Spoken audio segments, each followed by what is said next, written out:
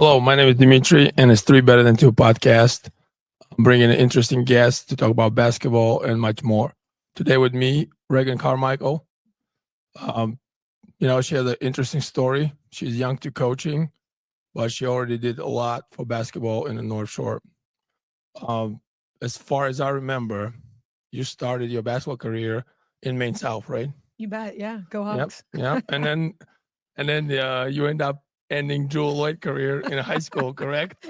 I did. It wasn't just me. It was our whole team. Because it took a huge effort. I mean, yeah, it was crazy, but yeah. We did. Got you. And then you went to playing college career at St. Louis University.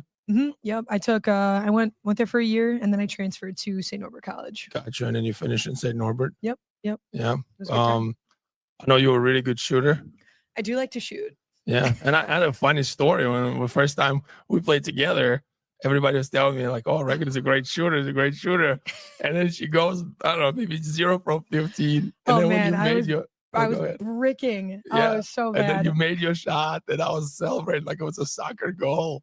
And then, but I didn't know you can shoot, so that was interesting. I appreciated the way you kept passing me the ball, because I was like, well, look, one of them's got to go in. So. Right. And then you were coaching for a year in Resurrection. Yeah, I was really fortunate. An old teacher of mine, and he was my brother's coach at Maine South. His name is Mike McGreevy.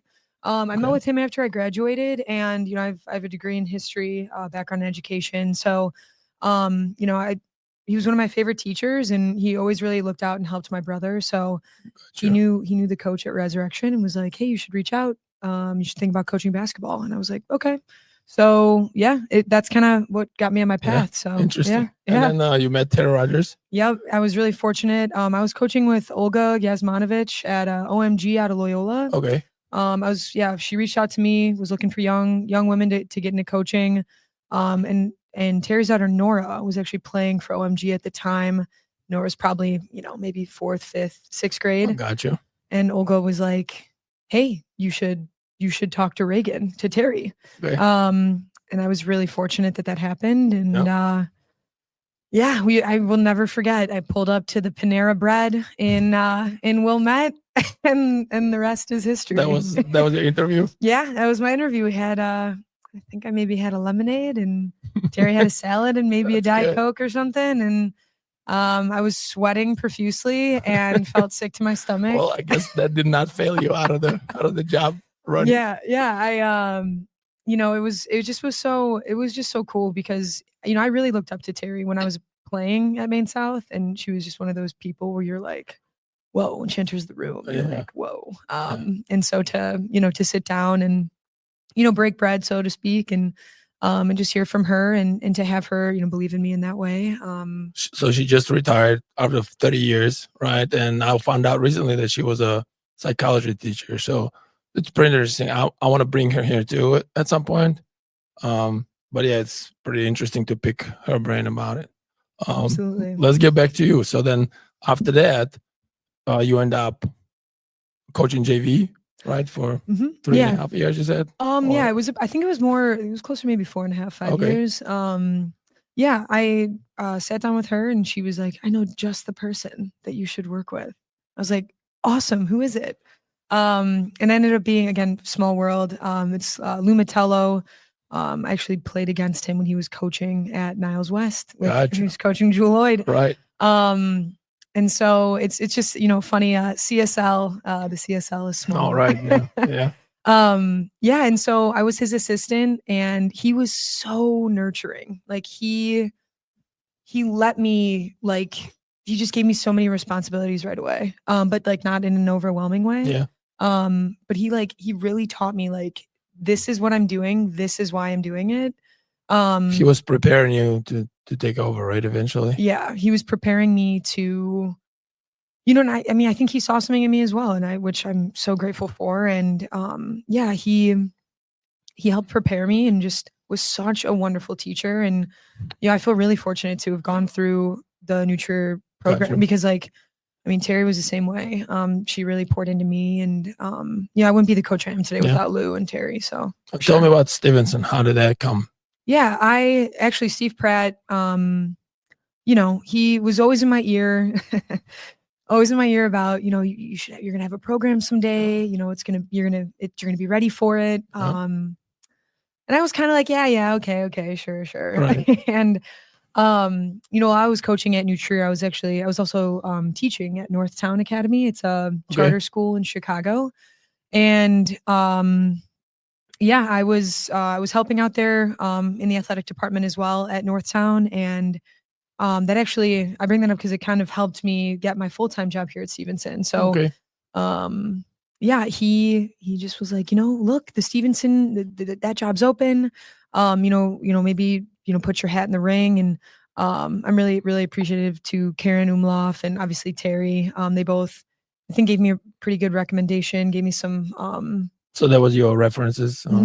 Yeah. So I emailed Trish Bethhauser, the AD here, just with, my resume, and got called for an interview, and again, was very nervous and sweating profusely. And but Jim Russo and Tony Lavorado, they and Mark Smith, my coach at Maine South. Big names in the. I'm dropping some names here. I'm dropping some names. But yeah, actually, I remember I sat down with Mark and Tony, and they helped me review. I made a packet, this really great, kind of like a coaching portfolio. Okay, so as a head coach, like, this is what I'm going to do with the program. Absolutely. Okay. Yeah. So like, this is who I am. This is kind of my vision. This is what I bring to the table as a coach. Okay. And and just like some other, background on like, this is how I run a practice. Gotcha. These are my practice plans, things like that. And it was really great. Trish brought me in. But I'm really fortunate to Tony and Mark, because they sat down and they were like, you should say these things. Yeah. Like, this is great. Keep this in, change this in your portfolio. And, same thing with Coach Russo.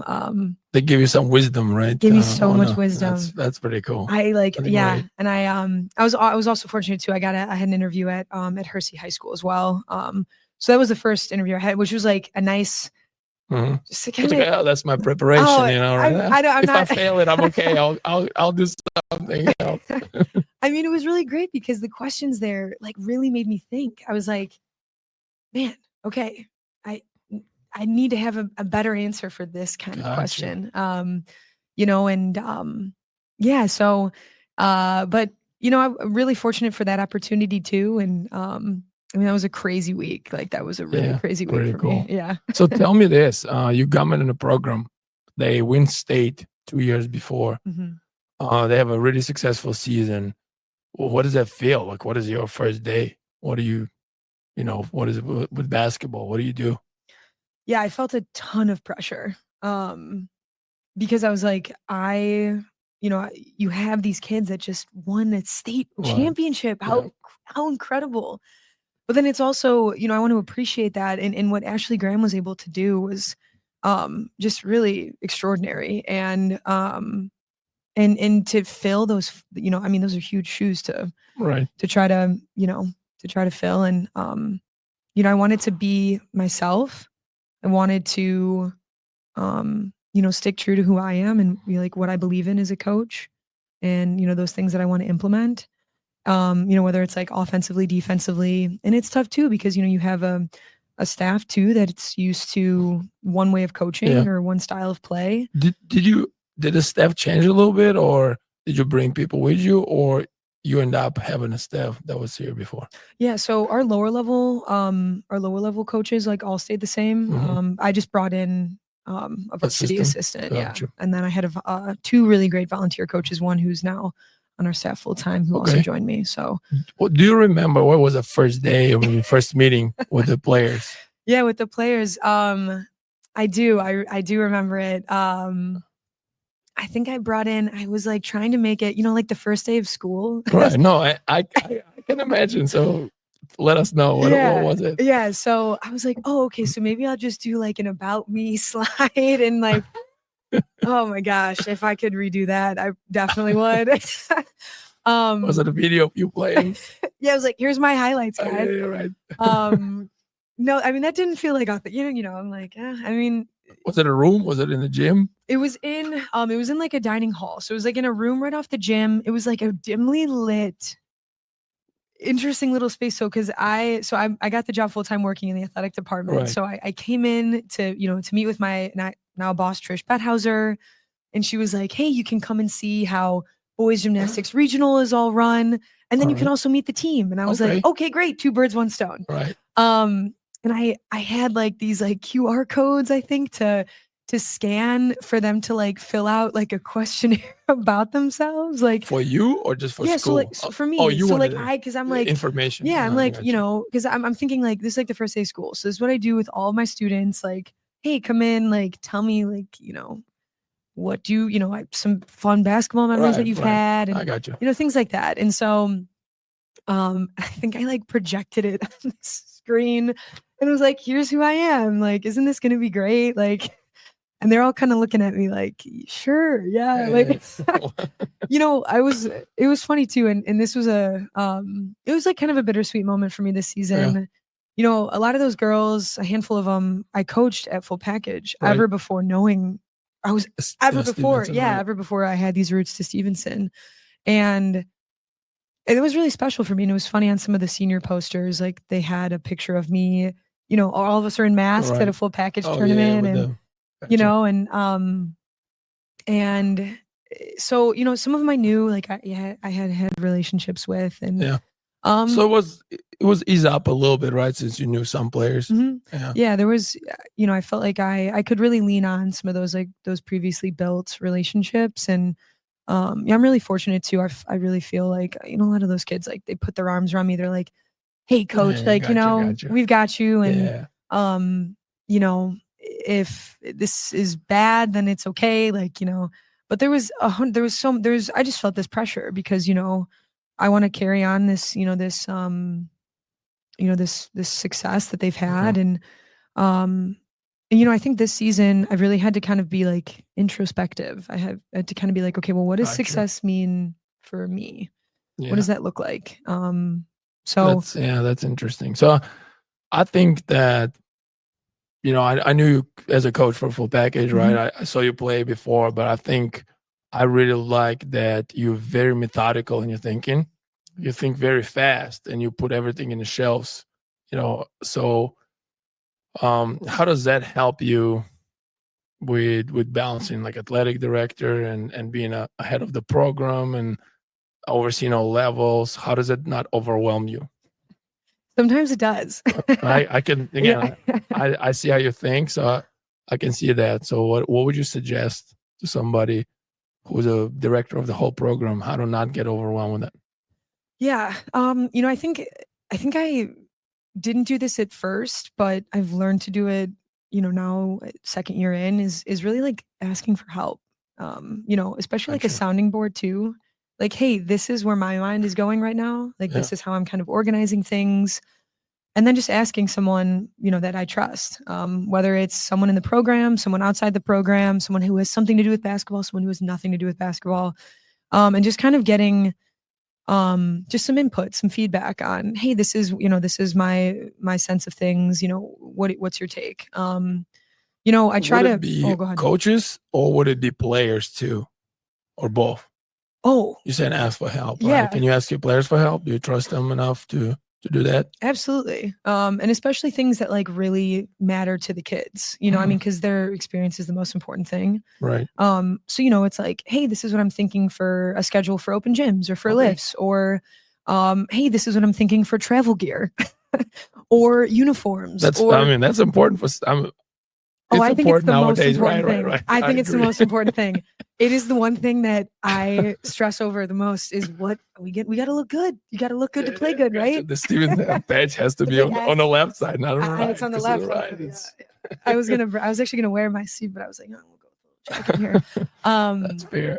But yeah, so and then that helps, right? Because it all goes into your backpack at the end of the night, and you have to carry that home, and sometimes the backpack gets heavy, right? And so I got you. You know what I mean? And so, I think in those ways too, when sometimes you take things out of the backpack and you talk about it and it goes right back in, but it was later for a second, right? Because you talked about it.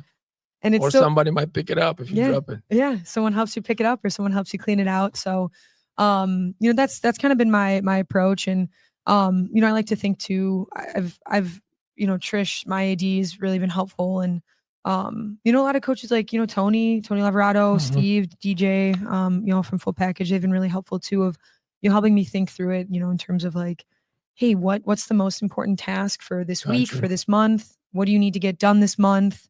How do you need to, what are things that you need to like make sure we're implementing? Is there some leeway on this? And my mind doesn't really work in that way all the time. No, I know it's fast. I see it. So you want to solve problems right away on your own. Right? Oh my gosh. No, that's good. That's great advice, and that's good. You ease up on that, and you trust other people to help to unload it. Yeah.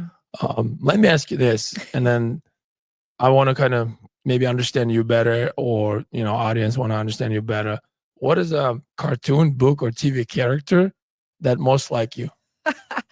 SpongeBob SquarePants. So you identify yourself as I don't know. I'm like, why is that? I just love SpongeBob. Okay. I love his energy. I love his positive attitude. Okay. He works hard. He has fun. Yeah, I think I just also like love SpongeBob. Okay. That's interesting. I did not expect that. That is such a great question. But it's that made me like think about it too. Okay. That's a really good question. We'll leave with a SpongeBob. Yeah, we'll take that. Yeah, well, let's leave with that, right. and then I'll think on it too. Okay. Tell me this: when you close your eyes, what is the first basketball thought that comes in your mind?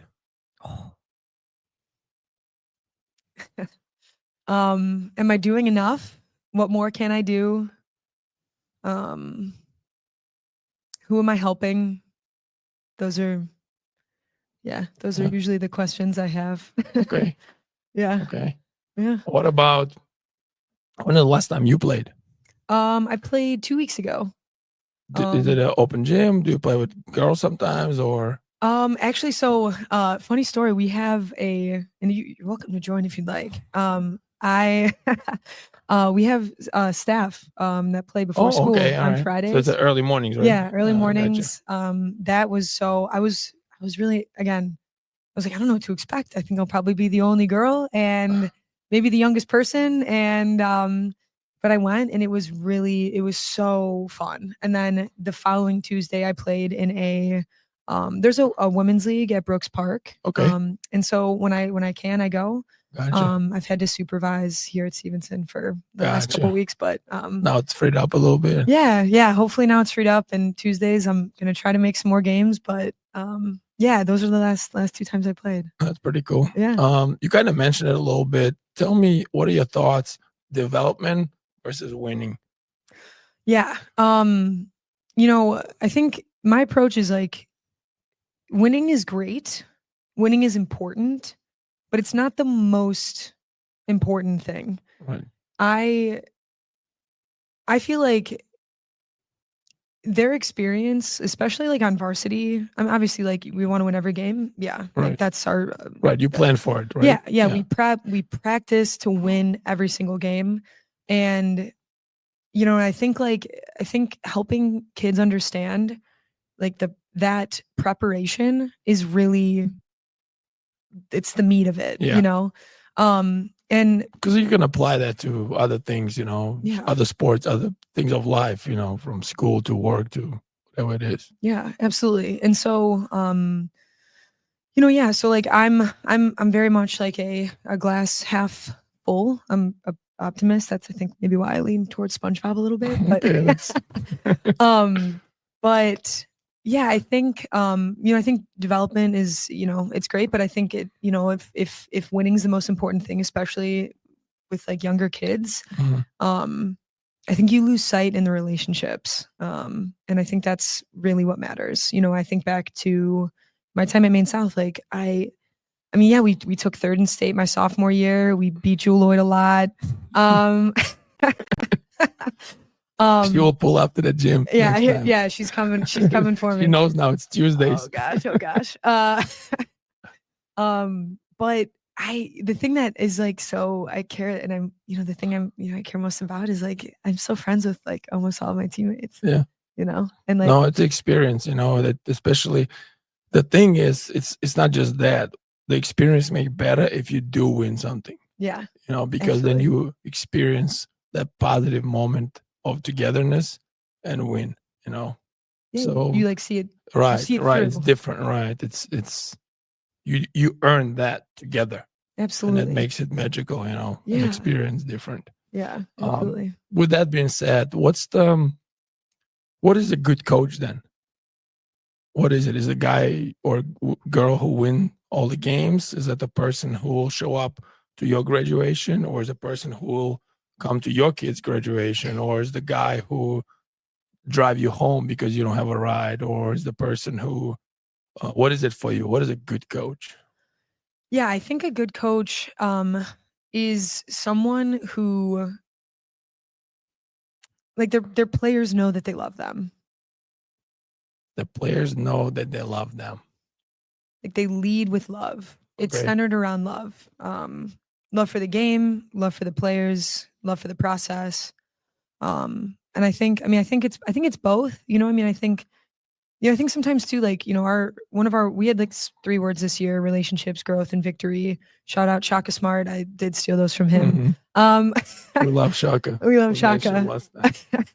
um, and you know, our victory was like honoring what goes into winning. And so, like, I mean, just like you said, like winning is great because it's a way that you can the accountability piece, you know, like and I think that's what love is too, you know, as a coach, like holding your kids accountable, and showing them that like accountability is important, and um it's okay to be held accountable, and like knowing that it doesn't come from a place of malice or malintent. It's a place of love and care, and Right. I agree. When you build relationship, you know that. And then, but again, for you as a new coach coming in, right? You are fortunate enough you have few players who you had a relationship with. So maybe you had them as an example, right? If you keep them accountable and they see it's out of love, the other players will pull in. How did you deal with that as a new coach, right? Because what if you show up in a situation you don't know anyone, right? So now, before you have to keep them accountable, you have to build a relationship. Yeah. How do you speed up that process? And yeah, it's almost like you got to put it in like the fast cooker or something. Right, Yeah. right. I don't know. Yeah, now I'm asking you. Maybe Yeah. I mean, you were in that I did situation, it, so right? I don't. Yeah. You know, I think you know, through coaching, I've like really learned to just try to be my most authentic self, and to be like I can't. And I think they know, kids know if you're not being They true to will who you pick. are. Yes, they will pick up and. So yeah, so you know, I think just being me and just like because I really care. Like I love every kid in our program. Right. Like they are so important. They're so important to me, and I just think like asking them questions about themselves, like, hey, what do you like to do? What's your favorite? What's your favorite this? What's your favorite that? How many siblings do you have? Where was the last time you went on vacation? Like, how do you feel about school? How are you struggling in this subject? What did you like? So when you build that baseline of like, oh, so when I'm myself, they can be themselves authentically. Yeah. Right. And then you kind of can ask those maybe deeper questions of, you know, how did this feel when you failed? Like, you know, how did this feel when something didn't go your way? Or, you know, what's something that was like hard for you today? And then, you know, asking them like, and then just like listening. Yeah. And just, you know, kind of like being there for them and just being, you know, like, man, yeah, that sounds really challenging. Or, oh my God, that's so great. And, like celebrating those wins with them, and like also like standing in the hard with them too. I think just being present, right? Yeah. What did you ask them? Basketball questions?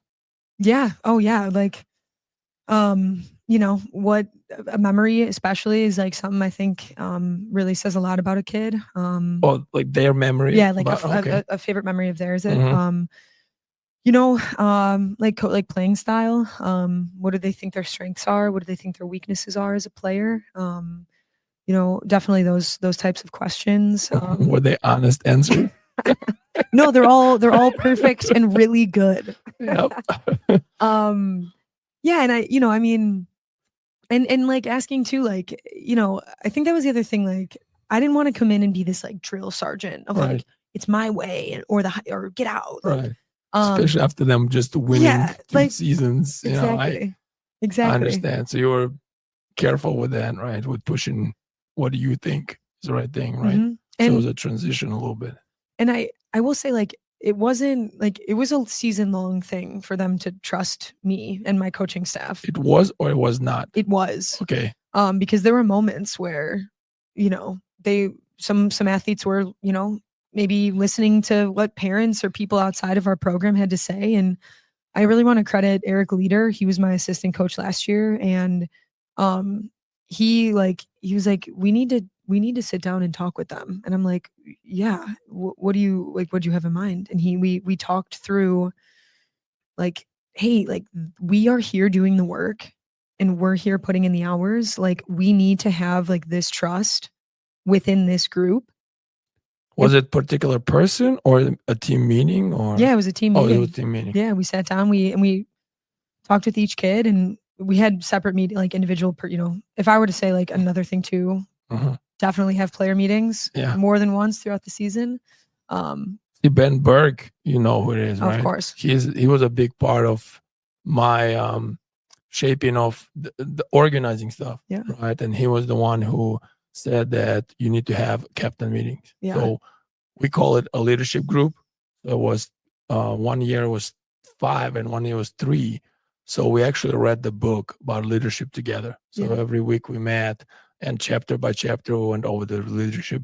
And it was very important because you can feel it's like thermometer, right? Like, where's the team? Yeah. Are they beat down, tired? Are they ready to go? They don't have enough information. So then that trust builds through them because they are leaders of that team. And so you said that it's really important to have those individual meetings or small group meetings or even a team meeting. Yeah, whole team meetings. And I mean, just like honest feedback, Right. you know, just like giving honest feedback and being okay with them maybe not agreeing or them having feelings about what you think and where you're at. And you know, I mean, Ben Berg is the GOAT. Right. He's a GOAT. Love you, Ben. And I mean, he's been so helpful with he's been just in terms of leadership and building like that culture around like a player-led team. He's big at that. Yeah. And so so I mean, we had, you know, lots of meetings with that as well. And of course, you know, you go through highs and lows of, you know, during the season. So but you know, I think we really faced a turning point last season, like my first year. After we played at Libertyville, we won on a buzzer beater. Nisha Musunuri hit this insane shot. It was awesome. And I think like after that game, things started to, we had a meeting, and then we're like, okay, now we're kind of on that path. But you kind of got locked in a basketball itself and, you know, other things. Absolutely. Yeah. That's a great advice. Yeah. What was your most memorable transformation from a player? And it doesn't have to be Stevenson. It could have been Nutrier or Resurrection, or maybe even when you played. What do you remember? Yeah.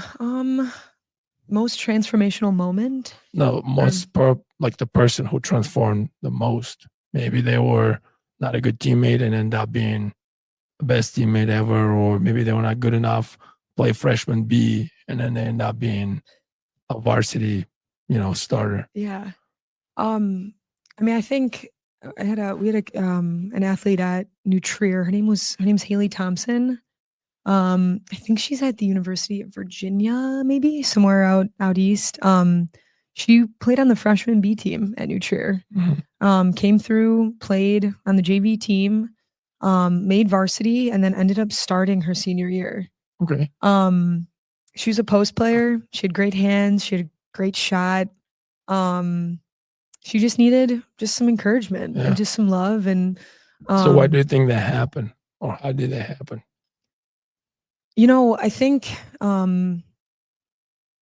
we did a really good job of positively communicating with her and helping her like face those fears that she might have had or insecurities as a player.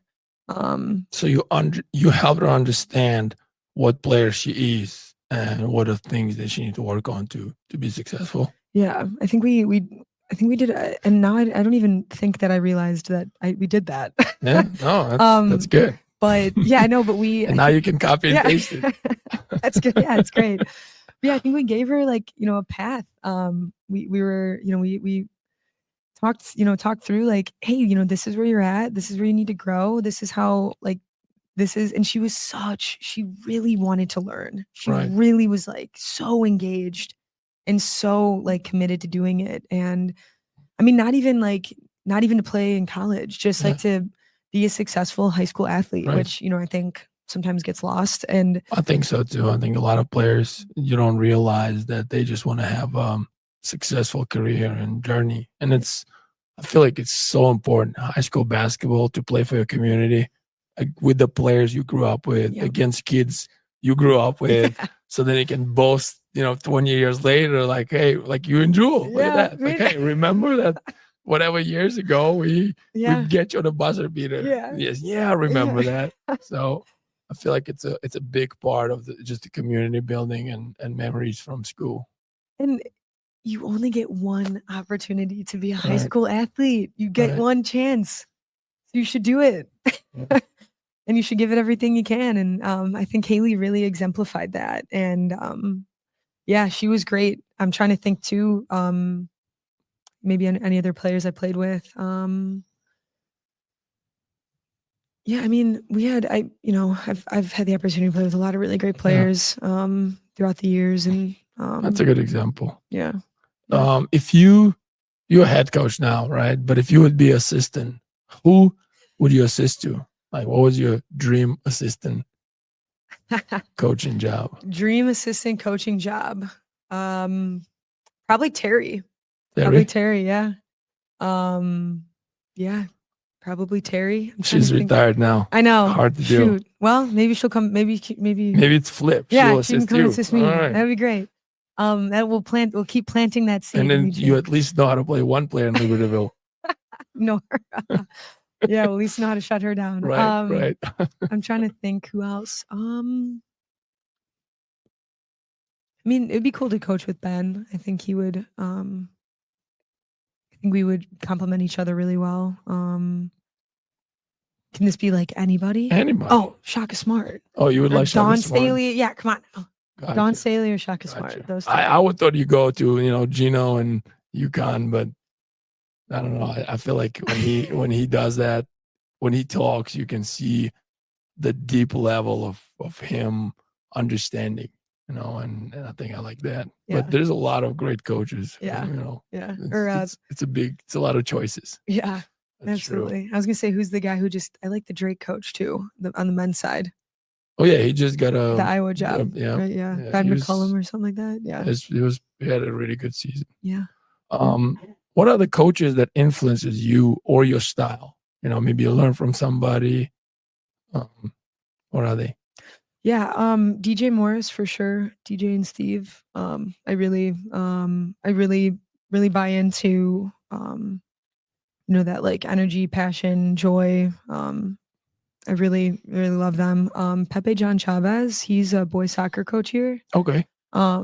I also he's really had a big influence on just my approach to coaching and like a battlefield leadership. And what makes him special?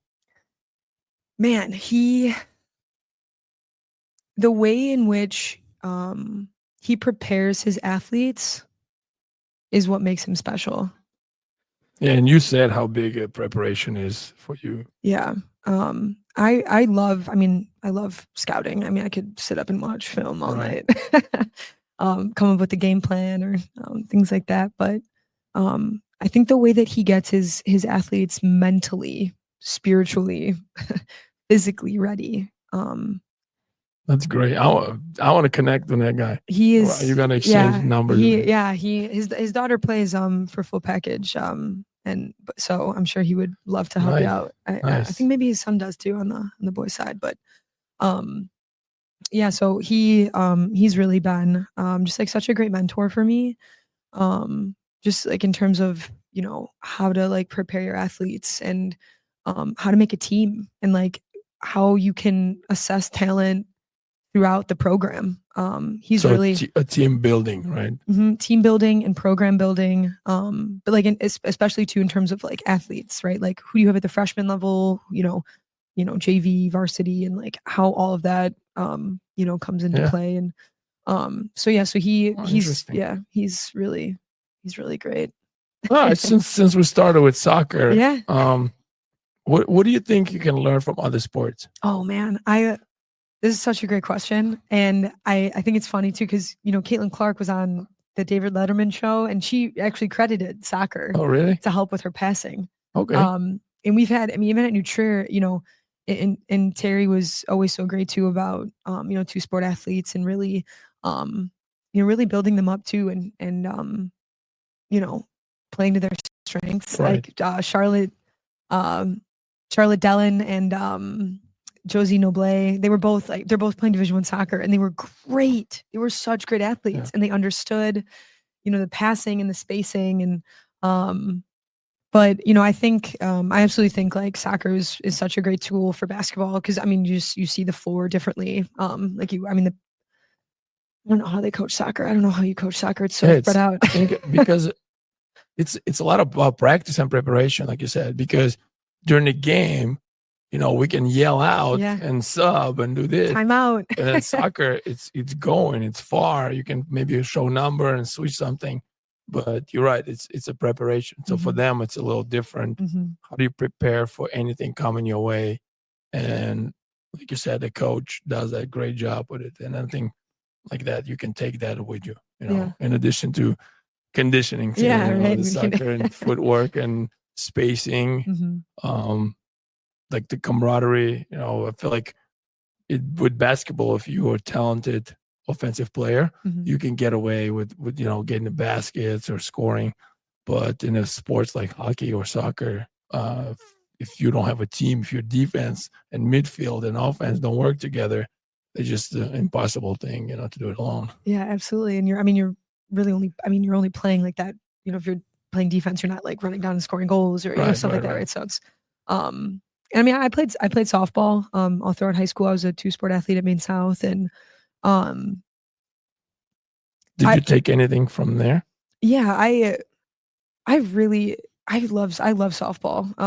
I really loved my experience, especially with Coach Pazier. Shout out, love Emmy. And like the way in which, like, I think the importance of just like, okay, just do your job, right? And that's kind of like been at the end of our season was just like, hey, we're not asking you to score 100 points. We're not asking you to block every shot. Like I just want you to be solid, right? And just do your job and play your position and play your role.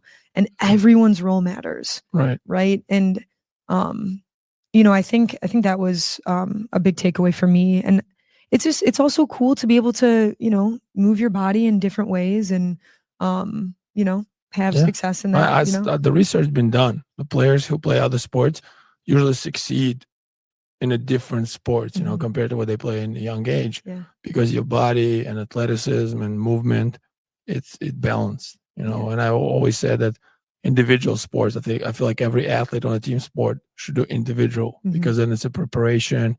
You cannot just not show up, right? If you're swimming and you're not fast enough, that's you. Your teammates cannot help you, like in the track. If you running slow, you have a bad day, you didn't prepare, you didn't sleep, you didn't drink, you didn't eat enough, and then you show up, there's no teammates to carry you. Where in basketball, you can get away with that a little bit. Yeah. Right. If you have a great team, first of all, you probably have 12 players. Right. Right. So if you don't have a good day, somebody will. Yeah. And let's say you have 5 players, you don't have a good day, you have 4 teammates who can help you. Yeah. So then it's just psychology of individual versus team sports. Yeah. That's a really good point too. And I think there's, I know softball and basketball are so different, but there's like different nuances to each that I think helped the other, Right, so. Right. Like a role or position, right? If you do your job, you can help a team succeed, right? Yeah. So then you got to be disciplined to do your job better, right? Yeah. Really focusing in on that too. Yeah, for sure. That's interesting. Yeah. Interesting. Yeah. All right. What about, and you can interpret it how you want it. Sure. End of the game. Who plays? End of the game. Okay. Well, can I have some more information? You can interpret it how you want it. You can give me different examples. I like it. Okay. End of the game. I think you play to win. Yeah. End of the game. I think you play to win. Is it a particular game? Do you have people who you trust in the season and am I not doing well this game, but you would play them in the end, or you would go with 5 who this particular game can help you, or maybe your star player struggling, but they need to go through it. So then it's about development, or let's say it's a close game, right? Yeah. Okay. It's a blowout. We know who you're playing. Sure. But let's say it's a close game. What was that? How does that work? Yeah. So I mean, I think I've done it a couple ways, especially this season. I mean, there's moments where, hey, we're gonna stick with this kid because they're playing their butts off, right? And, like they're the hot hand, or right. Their rotation defensively is astounding. Like, and we're shutting down this team. We're playing a zone, or maybe we're playing a 1-2-2, and they can't break it. They can't figure it out. So we're gonna keep this kid in on this.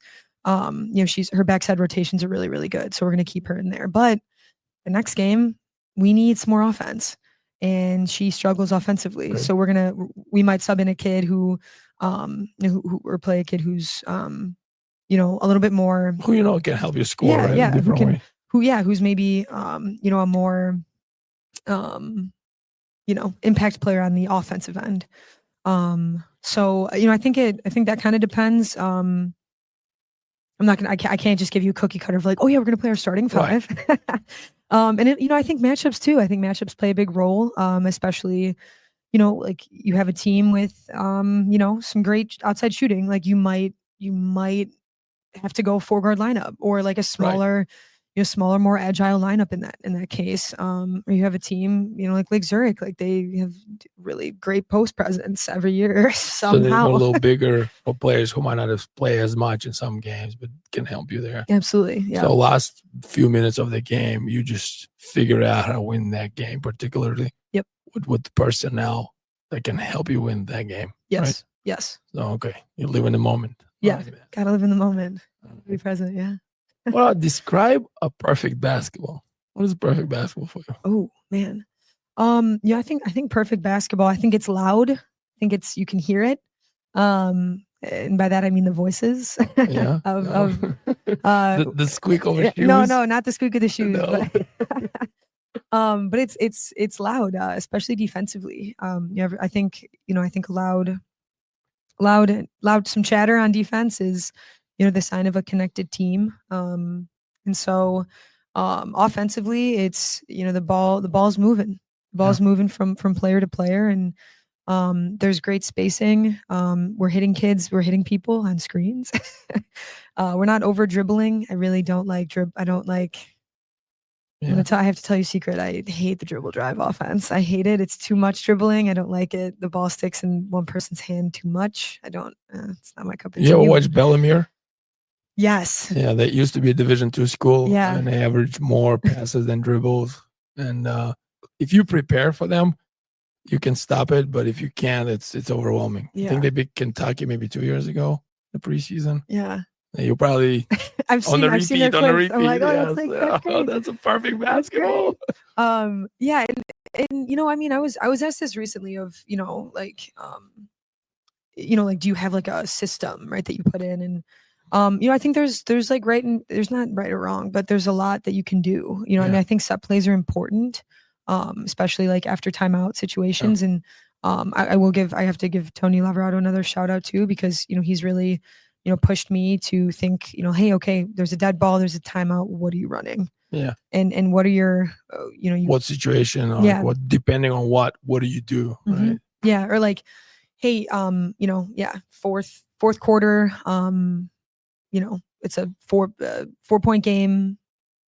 Ball goes out of bounds. It's our ball. What's our set? What are we trying to get? Do you practice those in end situation or end game situation at your practice, that you put 12 seconds on the clock and you have 6 fouls? No, it's quarters now. You have 3 fouls or 4 fouls. Yeah. And then the next one would be 2 shots, or maybe it's a 1 to give and you're down 4. And then what do you do? Do you go through those during the season? We do. Probably not. I mean, I would like to go through them more. I think, but yeah, we've gone through like, okay, hey, when we're in this position, if it's a 1, 2, or 3-point game, and it's our ball and we have a baseline out of bounds, Okay. this is the baseline out of bounds that we are going to run.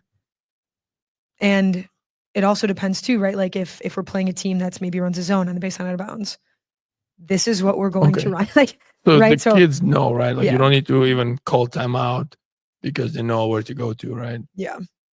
What about and this is like typical question, like let's say you up 3 with we don't have shot clock, but let's say it's under shot clock. Yes. Let's say you up 3 and they got a ball. Do you foul or do you play defense? How much time's left on the clock? Let's say 15, 12 seconds. 12 seconds left. We're going for a steal, but we're gonna foul. If there's more time, if it's like a minute, we're gonna play defense. If it's in the half court, we're denying the ball in. We're trying for a steal, and then probably around like 30 seconds, we're gonna maybe give that foul call. Unfortunately, the last 2 weekends we have 2 teams who end up losing in overtime. It's 2 games, a down, up 3 in less than 10 seconds left. So now we know to foul. Yeah, there you go. But I always thought it would depend on the game. Yeah. If it's a high scoring game and people shooting threes, then you probably want to foul and just go with 2. Yeah. But if it's 21-18, then it's probably not a high scoring game. So then you kind of just defensively stick to it. But again, I was on both ends. Sorry, that is so tough. Yeah. That was tough. Tough. But now we know after the second game, it was like, we're fouling now. There's no. Yeah. And I think, I think those conversations in practice like really help build the IQ of your kids. Right. Even the kids that aren't going to be in those situations, they might be next year or they might be in 2 years. And so I think that might be tomorrow. Or it might be tomorrow. Yeah. Hey, your number's called. You got to be ready. And so like making sure that everyone understands. And then I think having those conversations with your coaching staff of like, hey, when we're going into this game, like, I don't know, I feel like I have a pretty good feel on, or a read on like, this game's going to be close and it's going to come down to a couple possessions. Yeah. And so like having those conversations beforehand with your coaching staff, whether it's like the day before, practice before, or like, before the game, after the pregame talk, like, hey, what do we feel? What do we feel best running? Giving those roles to your assistants of like, hey, we might need some, defensive look here, an offensive look here. Just be ready for it. Yeah. So I think.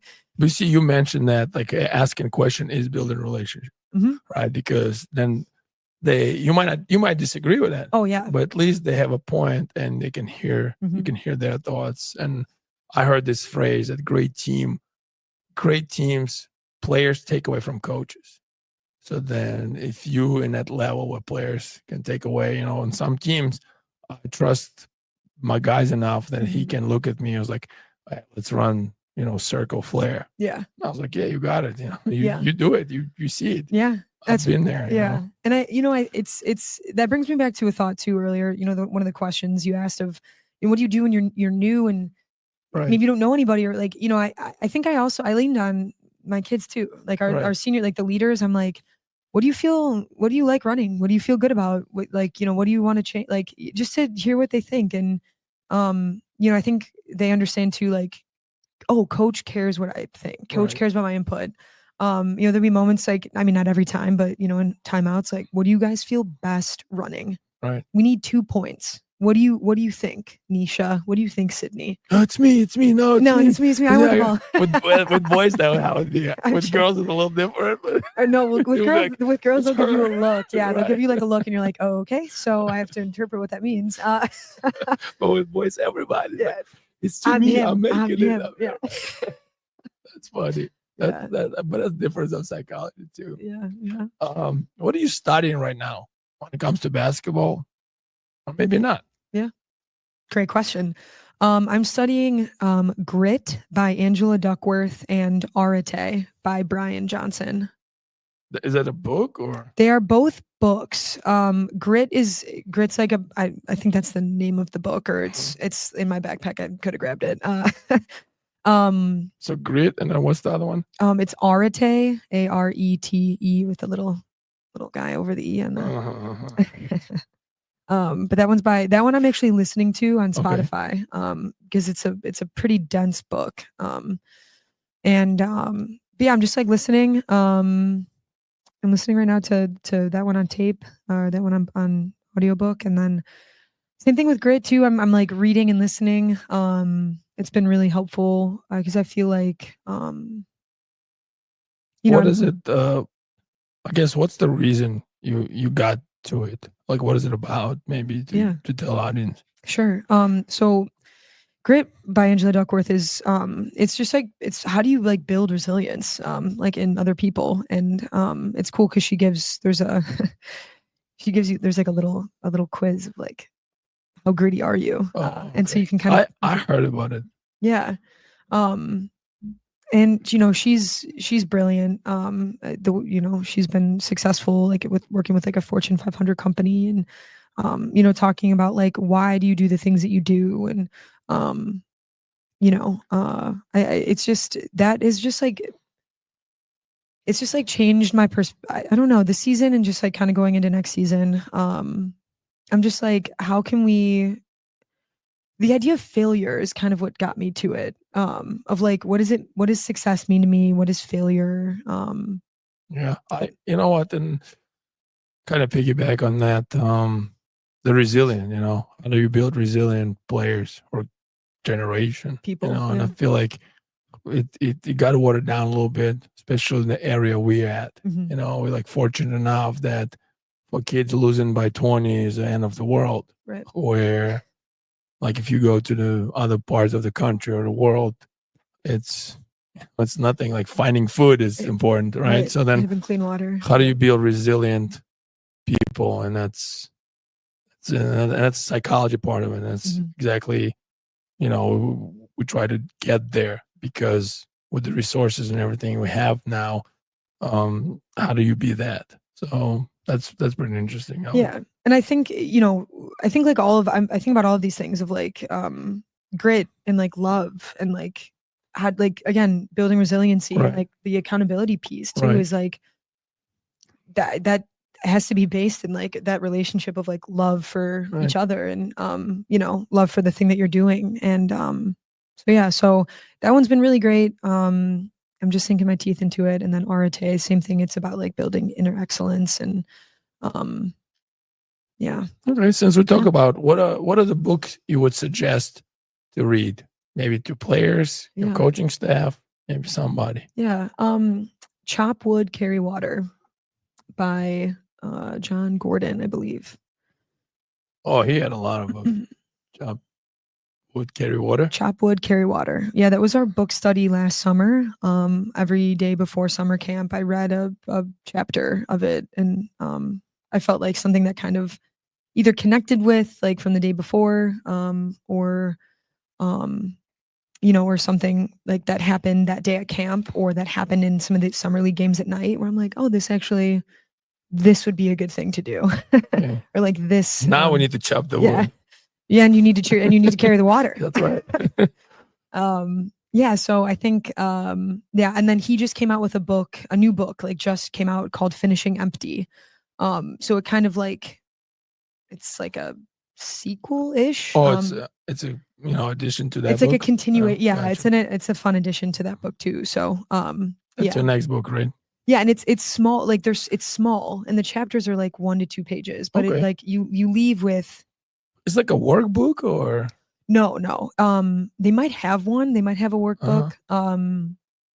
There's another good book too. The Question Behind the Question.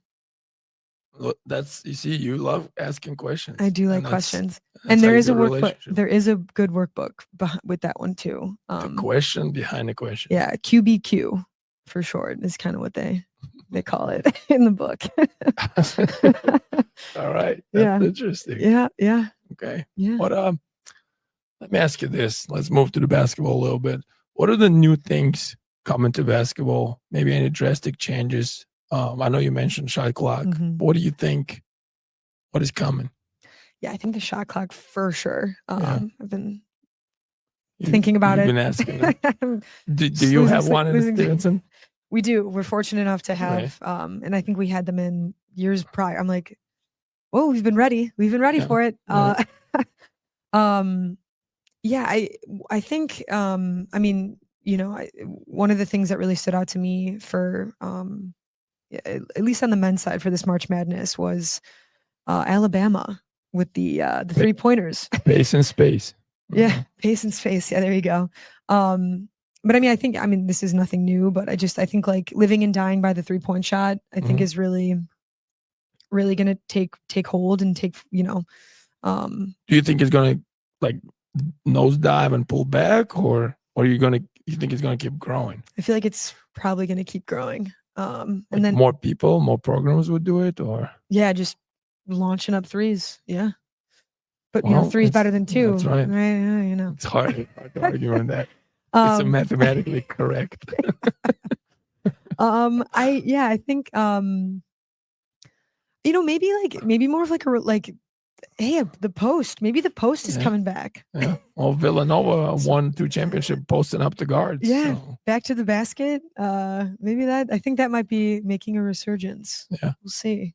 What about I kind of mentioned with Dylan last podcast, but I feel like all the position now, like the basketball become more positionless, right? So then out of all the players, you find what they can do best. Yep. If your center is a best shooter, then they should be shooting threes, right? Mm-hmm. If your guard is a best rebounder or best post player and they have enough footwork and understanding spacing, then why wouldn't you not post that guy or a girl, right?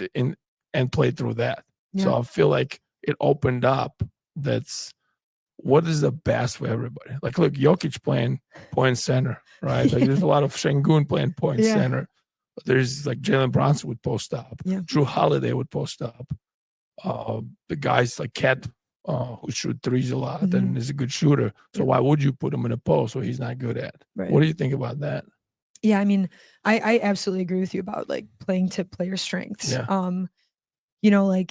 I think that's like the really fun part of coaching. Right. Really is that like pull what's the best game. Out of yeah. Like, oh hey, we can get if we can run this action and they can end up in the post, which is where they're good at, right? I think that's and I've loved watching Jalen.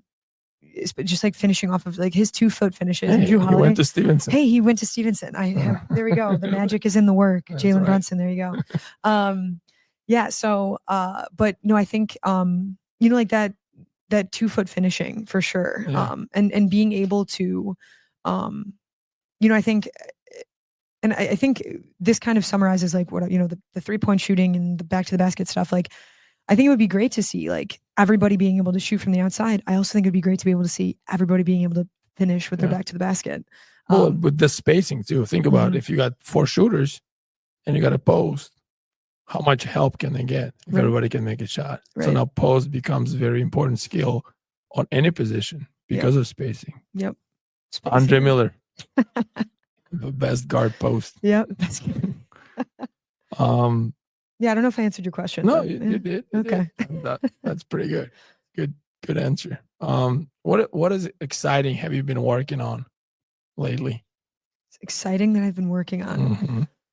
I've been working with just trying to develop our feeder program a little bit more. That's really been taking a lot of my brain. When you ask me, what do I think about when I think about basketball? Yeah. Right now, it's that. Just close your eyes. I'm closing my eyes. Feeder. And just like and coaching coaches, coaching my coaches in my program, and just like trying to, like that again, that honest feedback, constant communication, and just encouraging. Do you have a manual maybe for it, or it depends on the coaches? How do you do that? Because I believe youth part of the high school, right? The freshman, the sophomore, and the feeder is so important. It's such a vital part that if you get them earlier and they understand basketball and you slowly grow them so that by the time they're together, they're playing games together, they figure it out together. And like I would rather have a better coaches on a younger level than on a varsity staff, right? Like assistants, because like that freshman, when the first time they got in, like what are they learning? Yeah, what habits they picking up? Yeah, because it's a new experience. And then the sophomore level, are we on the same page? Do we run close things? Does it depend on personnel, right? Mhm. Like, what is the talent there?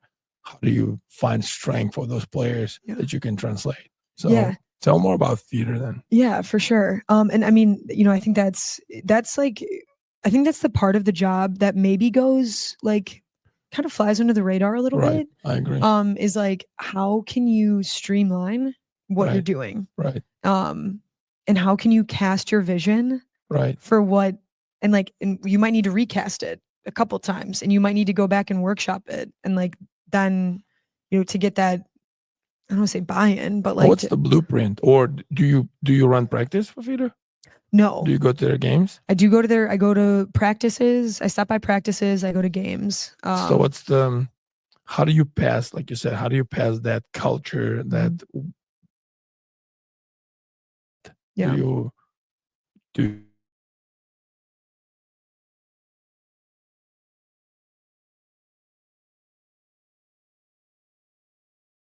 And it's like it's slow. It's slowly taking place, and changes are being made. But we have like this spring, and like last spring was the first time we did it. We did it again in the fall, but we call it like a Patriot Skills Academy. I think what you were saying about building, like, hey, they're freshmen, they're coming in, what's their experience like? And I think it's so important even before they get to Stevenson. Right. I want them to feel like basketball, this is a place where I belong. Right. And I add value here. I matter here. And to be totally honest and transparent, like when I was a little kid, I did not have that experience. I would cry and like lock myself in my room before these, I won't name any of it, but I was so afraid, and I just don't want that to be the experience for anybody. And it's been really great to have like our high school kids involved in those clinics, and the stopping by. So you want to connect that youth generation and the high school kids in high school, right? Yeah. Do you have a feeder night where we do? Yeah, it was great. And the 8th graders came out when we did our this was like a spur of the moment thing. But the 8th graders, like the starting lineups and have everybody lines up. The 8th graders like joined our huddle, the huddle, the whole thing. Uh-huh. They made it was a big walkout, and then and they joined in like our pregame huddle, like right, as the starters get announced or whatever it might be, or the other teams getting announced. Right. And I'm giving that final message to our kids, and all of the 8th graders were in our huddle with the high school kids, which was really cool. I'm doing that every year. It was really neat. Yes. Kids love that too. They will remember that for forever. Yeah. And so I'm like I said, I'm working on it of like, hey, how can we streamline, right? And kind of like make these things, whether it's shooting, whether it's finishing, whether it's defense, whether it's, spacing, like all of those things. Or the verbiage, the language. You talk. Yep. Hey, you tell them sink, and they're like, "Oh, what's the sink?" Or, "Hey, we read on defense." Yeah. And they're like, "Oh, what's right? What's yeah. Right. Yeah. How do you? Yeah. And that's also tough too. Like as when you don't see it being done the way that you would like it done, you have to have sometimes those hard conversations. And just and giving like that feedback, right? Of hey, I think you're doing a great job in these things, but I really need you to focus on this for these next couple weeks, or these next practices, or these next games, whatever it might be. So you need to talk DJ. He's great at that. Yeah, guess what? DJ's we met last week. He came in last week because he kind of like you. He thinks in shells. Yeah. So he would organize it for you. That's exactly it. That's what I'm talking about. I could see that. That's why you connect with him so well. Here we go. Here it is. Yep. It's like, there you go. That's right. Training, shooting, footwork, basketball IQ. Yep. And then he will make you write it down, everything. Talent, go, involve. Hey, you're in the right spot. I'm trying my best. Funny. Yeah. He's what advice would you give to a little girl who joined 6th grade theater? I ask every kid I see, I try to, Every athlete I see with the feeder program. Did you have fun? Did you learn something? So you Maybe want not in that order. feedback, right? Yeah. Okay. So I guess my advice would be try to learn something every day and make sure you're having fun. Yeah, that's Try to important. get right. What I think it's Kaizen is the name of it, right? The idea, 1% better Mhm. every day. Try to get a little bit better every single day. So, I think that would be what I would impart on a sixth grade. Would you tell athlete. them like your relationship growth victory? Do you teach them that? Yeah, I mean, I think that was so. One of the things I'm kind of playing around with this season too is like having the kids pick the words, Right. because I picked them, but those were my ideas. Like That's kids from each team or kids in Stevenson varsity, and it will translate to everything. That's the one. Yep, the varsity kids. Okay. They get to pick what are our values this season? What do we value this year? And Gotcha. and how can we define that as a program and as a team? Yeah. So we called it Pillar of Basketball, Yeah. right? And it's full package, and that's what we did with Carmel. And it was love for the basketball, development, competition, playing with joy. Yeah. So for us, those pillars, we would try to not just teach those words, but implement them no matter what level you are. Yeah, right? live by it. Yeah. And then that's why, again, that's a great suggestion that ask questions, right? So then we have to ask questions of feeder coaches, players on the feeder team, freshman level, freshman B level, sophomore. So we all work together in kind of understanding, how to implement that, like you said, through a whole program. Yeah. Yeah. And it's, I mean, that's important. I think those pillars are really great. I'm going to have to write those down when you're going to have to tell me.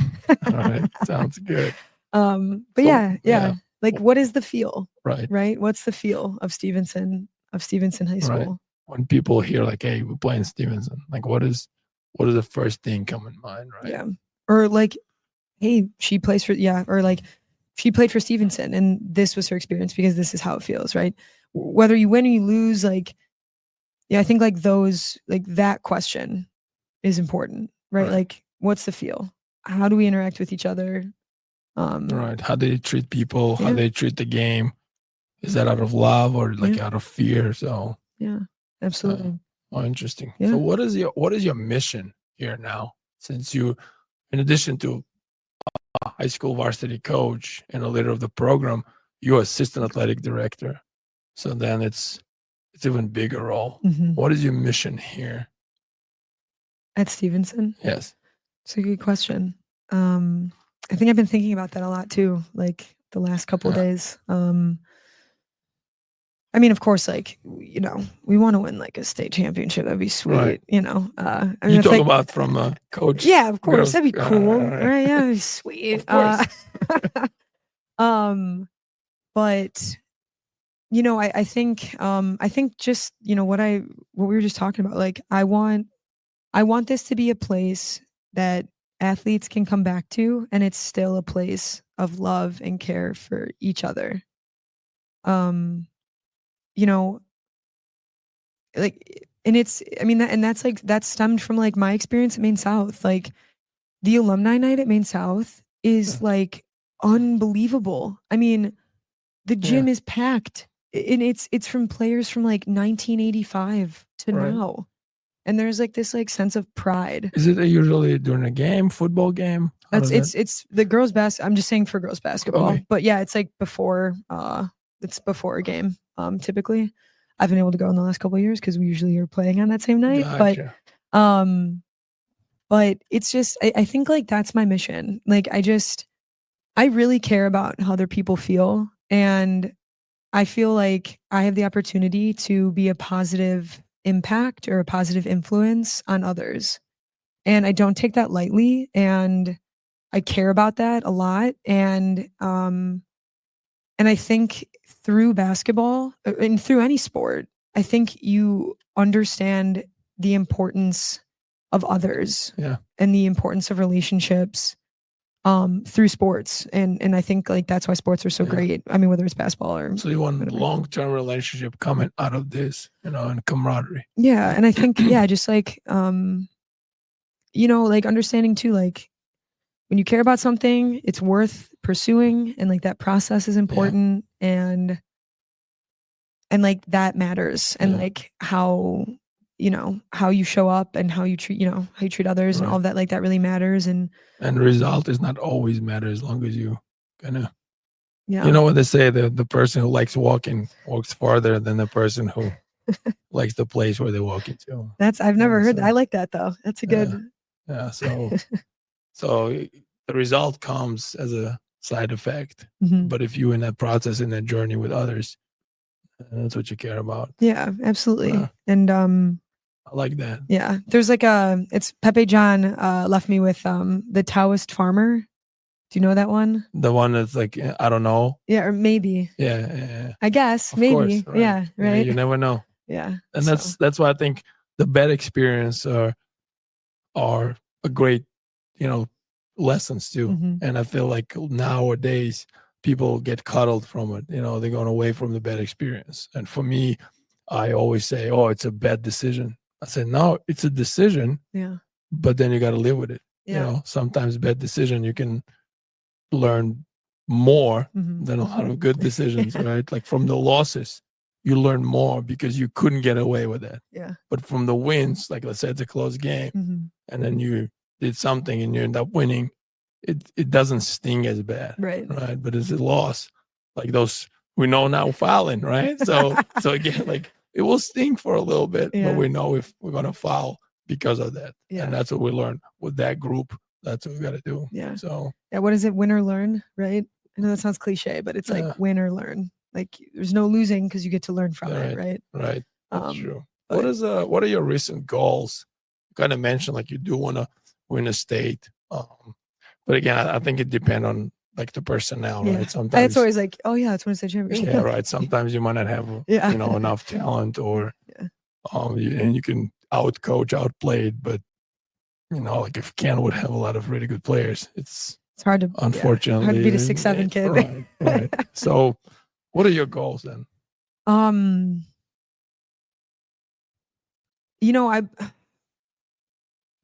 want to keep. I think I want to just keep being challenged, like personally and professionally. I think it's just like I think I lead with emotion a lot. Like I'm kind of a feeler a little bit, and I think understanding like room for logic and emotion. That's kind of a goal of mine, is to stop, take a breath, evaluate the problem, and then go from there. That's like a personal goal of mine. Is I'm continuing to work on. You say personal challenges. I mean, you wish yourself personal challenges. What are they? Like, what is it? Give me an example. Yeah. Like for example, like I have a end of year meeting, like a summative meeting with my boss, right? Like I'm gonna get maybe some feedback that, hey, I need to do these things better. And so like not being afraid of that kind of feedback or like those types of challenges. Gotcha.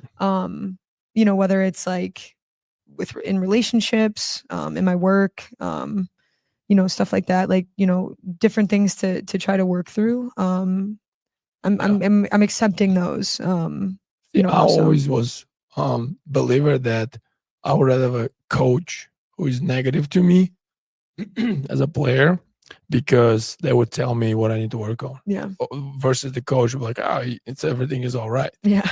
So I'm like, well, if everything is all right, why I'm not playing in the NBA? So then versus the coach, like, hey, this is not right. This is not good. So for me, just personally, I'm self-aware or self-motivated, that I don't need to be encouraged, but for me, I would rather have a person who challenged me, like you said now. And I understand what you mean by that. Yeah.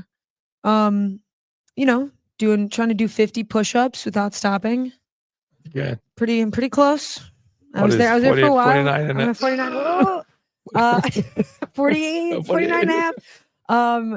So, you know, those are like, you know, just like fun ways to keep challenging my body. And, you know, I think just like playing more too. I want to play, you know, just try to play more. You know, Steve is always on me about, you know, continuing to play. You know, because then I don't know, it just like helps me see the game a little bit better. You know, yeah, I think I'm trying to think too of, you know, resetting my goals of, I have like, okay, I need to order these things by this time. Those are some goals too. You know, getting some gear ordered early enough and getting everything scheduled and all that sort of thing. So, but you know, I mean, I don't have like we need to win 20 games next year. Like that's not,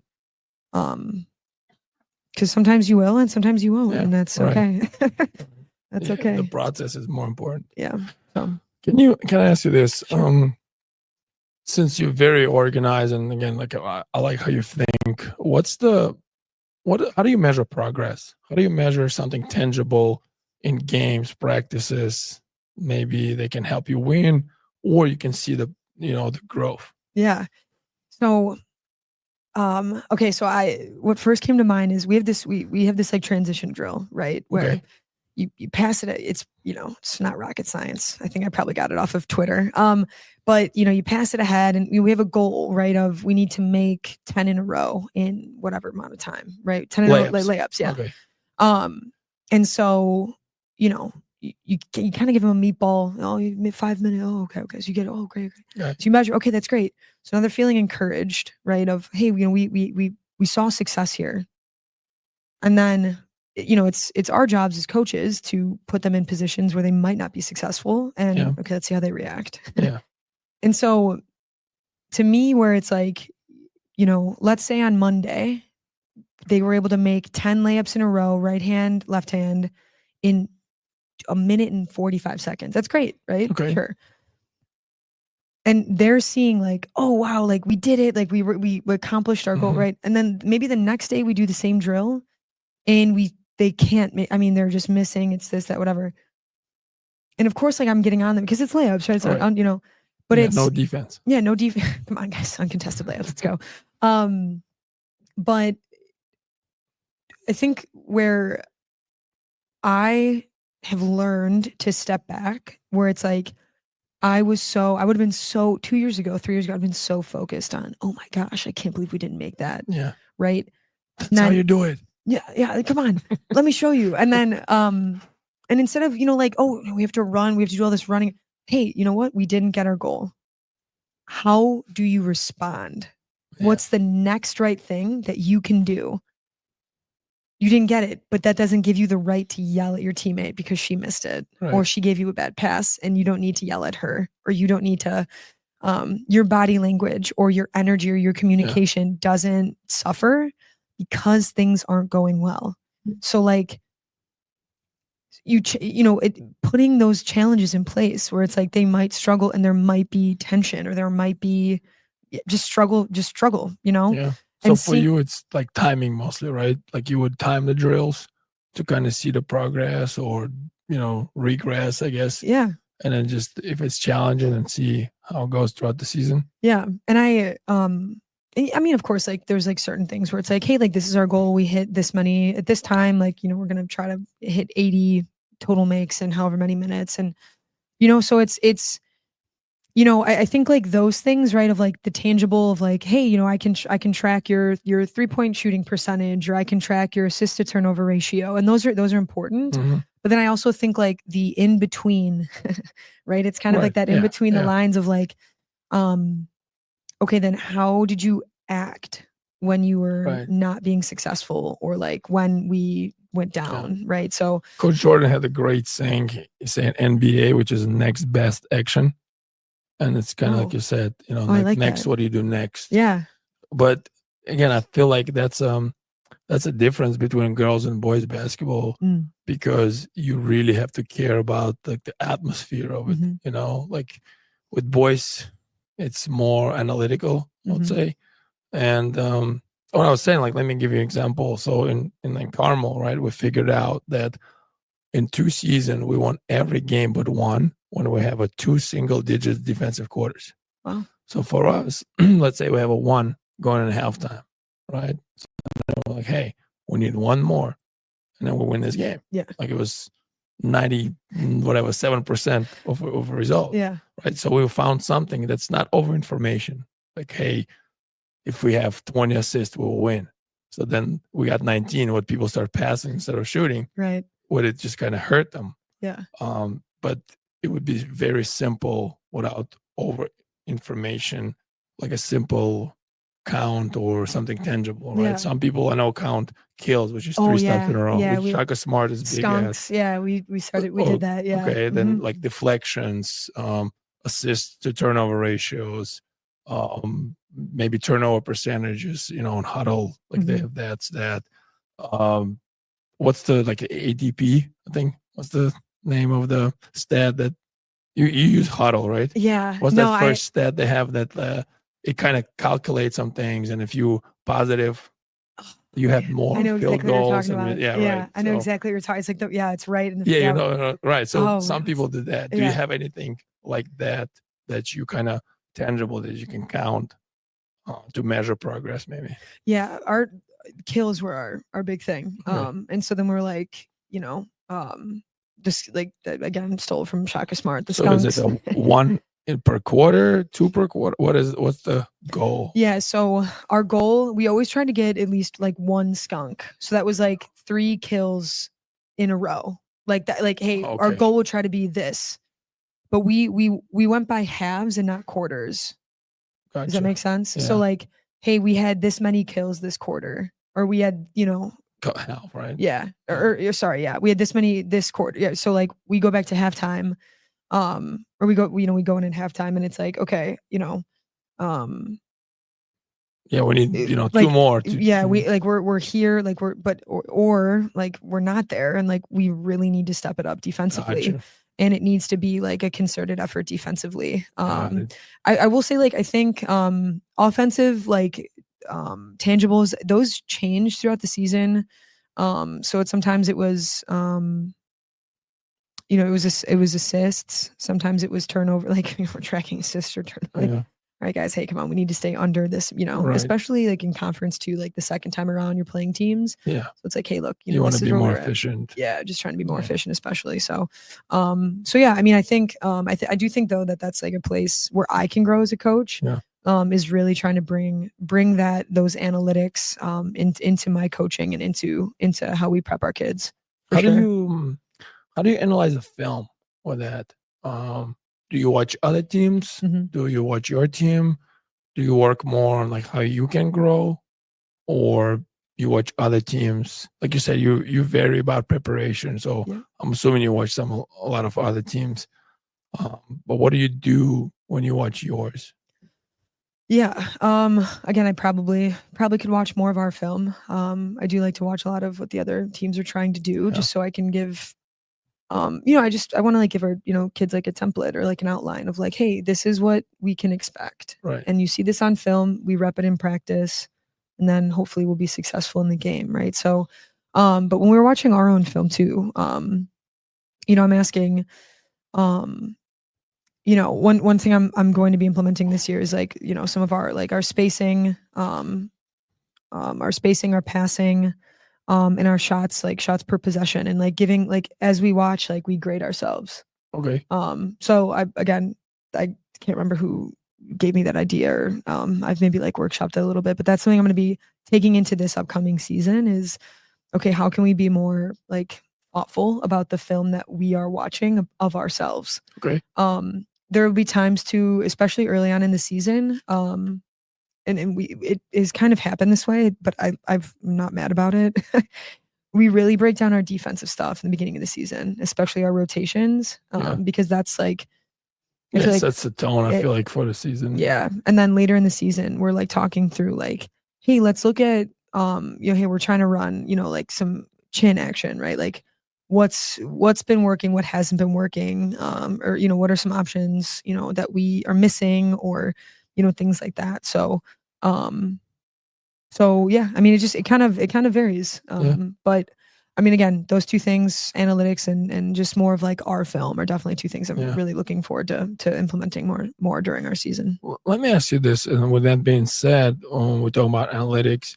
I feel like now it's over information. How do you control that? Because like some kids will just look at you like with them glass eyes, and you're like, hey, we got a 1.97 points per possession. That's good, right? And like, oh, what? Like, what are you saying? So how do you not overperform? How do you have enough? Because I think, especially nowadays with YouTube and Google, you have this excessive information, on your tip. How do you, on your fingertips, and how do you not overinform? How do you have enough? Do you have that problem, or maybe a solution to it?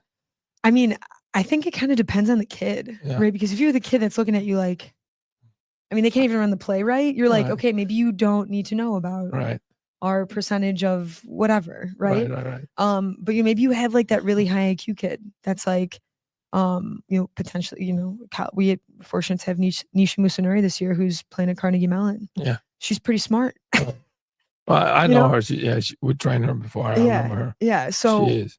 So she can handle like those kinds of conversations, or, hey man, like Nisha, like I need you to take care of the basketball, Right. because like we've gone, or even like the idea of like empty possessions, of like Right. teaching that, where that is sort of analytical, right? Of like, Right. we didn't get any shots up per possession, or we are getting, whatever it might be, like we're turning it over before we get shots up. So it's like simplifying it in that way of, and kind of like you were saying too, like the language, right? The language that everyone's speaking, right? Mm-hmm. I think there's ways to to weave in some of those, like that analytical side of things into what you do. It's like I kind of learned that when we started doing scout reports, Mm-hmm. and we had a great coaching staff, right? So we had sources to do it. Yeah. So then we started writing down everything. Like, hey, this guy got 3 eggs scrambled with cheese for breakfast, and you just get everything. And he's allergic right? to. And then the kids just playing, and they're like, is this guy, not this guy? Yeah. So then eventually it was like, you know what? Everything's out. Like, this guy is left-handed, this guy right-handed. Just imagine they're all good shooters, they're all good drivers.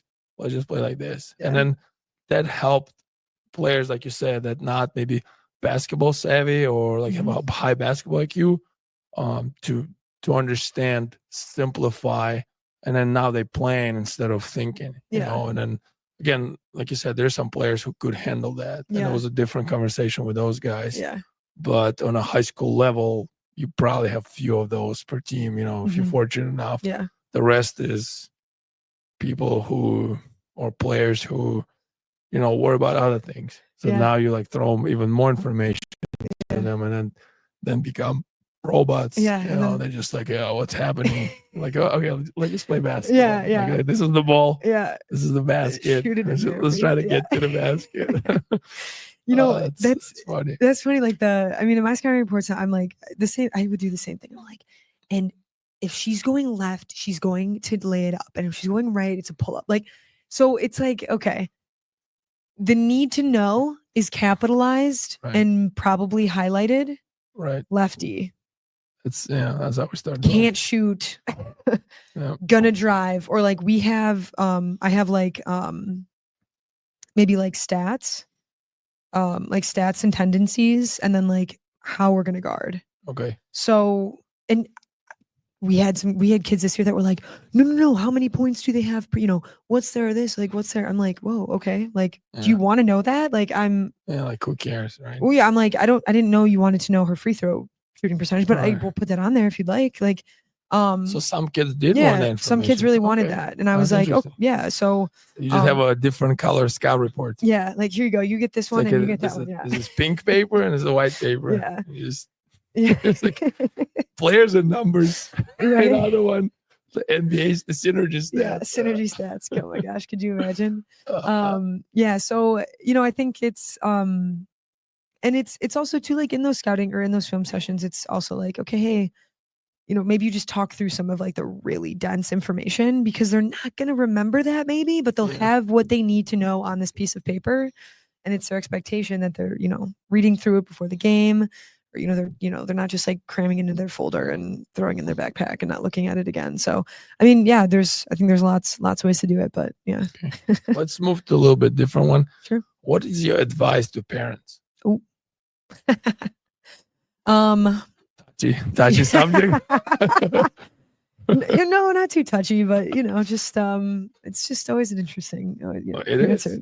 Yeah. But I feel like the involvement, and I mentioned it last time, I feel like a lot of parents, because they understand they have so many resources, but it doesn't always translate to players being successful in sports.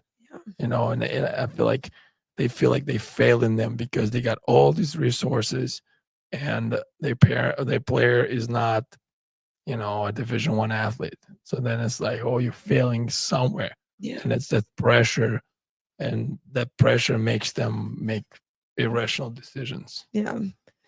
Man, what are I think my advice to parents would be to ask your kids the same questions that I ask the 6th grader.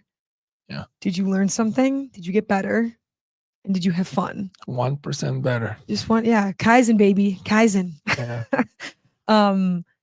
But yeah, I think that's it. And like, I also think like assuming best intentions is really important. Like, assume that your kid's coach has the best intentions for your child.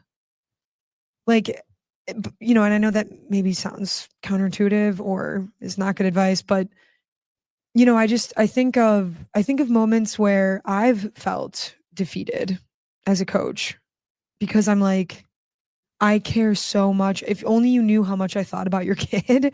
Like, not, not like in like before this moment. Yeah. When they did not play. Yeah. Or like before this moment where like you're feeling like this is now coming to a head of like this like frustration, whether it's with how they're playing or their playing time or whatever it might be. Like, I think like, I also think, I think the other thing too is like coach and parent versus problem.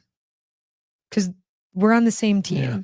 We're on the same team because we want your child to be successful. We want them to have a good experience. So it's us against the problem, not you versus me.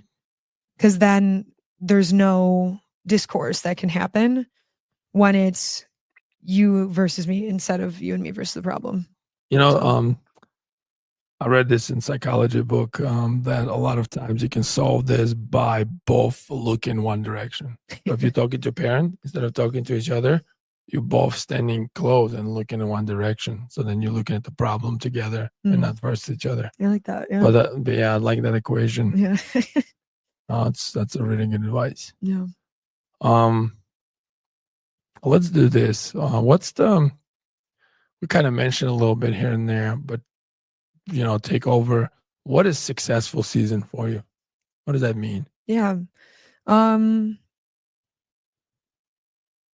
I don't want to sound like too cliche here, but it's like, are we better than where we started in terms of like how we communicate and we get along with each other, our basketball sense? Did we improve our skills?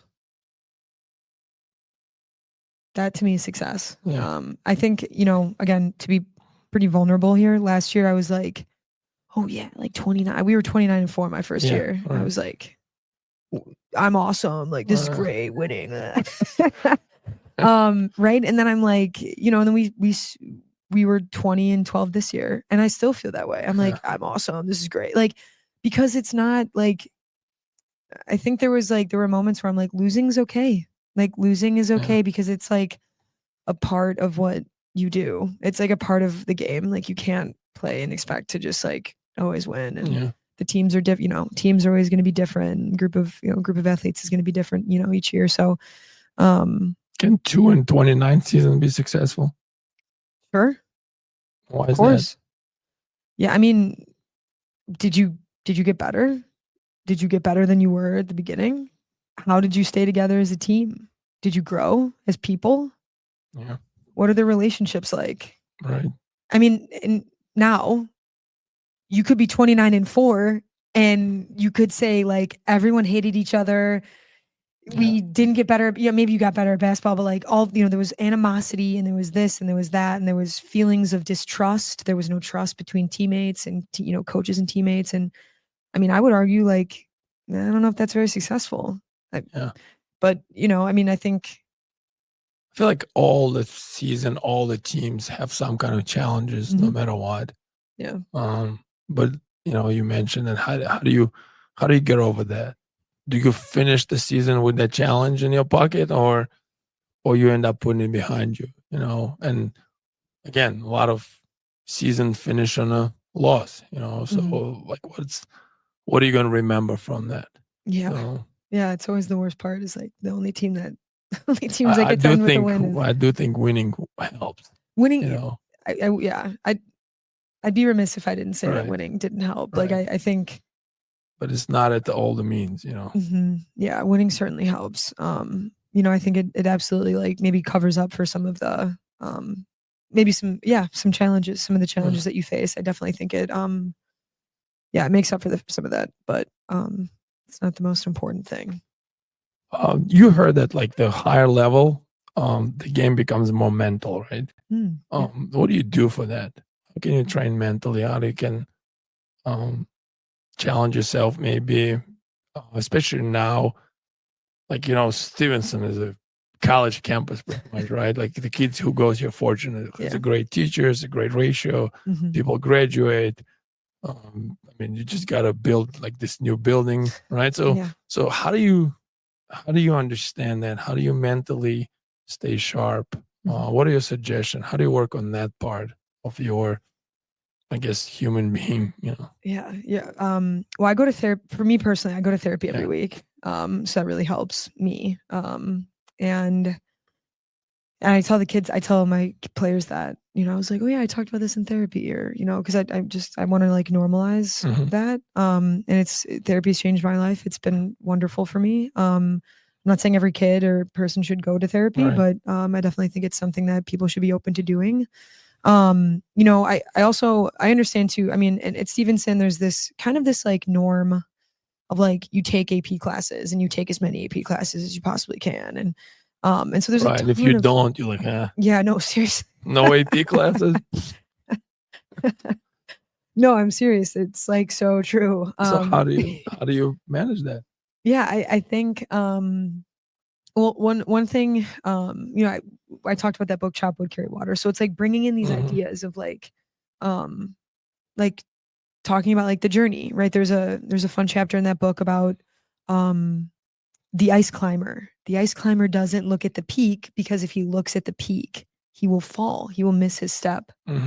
Right. So it's like staying in the present moment, right? So it's like you kind of mentioned it, right? So there's all sorts of just like wonderful little fun nuggets that you can kind of bring into like talk to your kids about, right? And I think like those things, like when you build that relationship of like, hey, talk, how's U.S. history going? Yeah. And they're like, I hate it. My teacher, my this, like, so like having that conversation and like understanding like, wow, okay, maybe we need to cut practice a little bit here. Like they have, it's AP testing week or like overwhelmed. Yeah. So I think, also you should have a sense as a coach of, the stresses of your kids and the stresses of your teammate or of your team rather. The other thing I feel really fortunate about is we have someone in the athletic department. Her name's Allison Fink. She talks about like mental performance. And she was able to come in with our team, our varsity team, I believe three or four times this season. And she talked about like having like a ritual or as a team or personal. Like as like a personal thing. Yeah. Okay. And so like how do you like the mental preparation of like the visualization, and she like walked us through. We sat in a classroom, instead of maybe doing a film session, like we replaced the film session with this. We also have I work with her in this too. We have like a Patriot Peak Performance and Mental Edge Development group that meets during the week for students that want to come. And so we just like talk about like the mental edge. I feel like visualization is very important. They recently saw research done that people shot free throws, and 6 months later there's 3 groups. One group who visualized it, one group who shot it, and one group who didn't do nothing. So then 6 months later, group that didn't do nothing had the same percentage. The group that visualized it got better 24%. And the group that just shot it had 25%. Wow. So the margin was so small.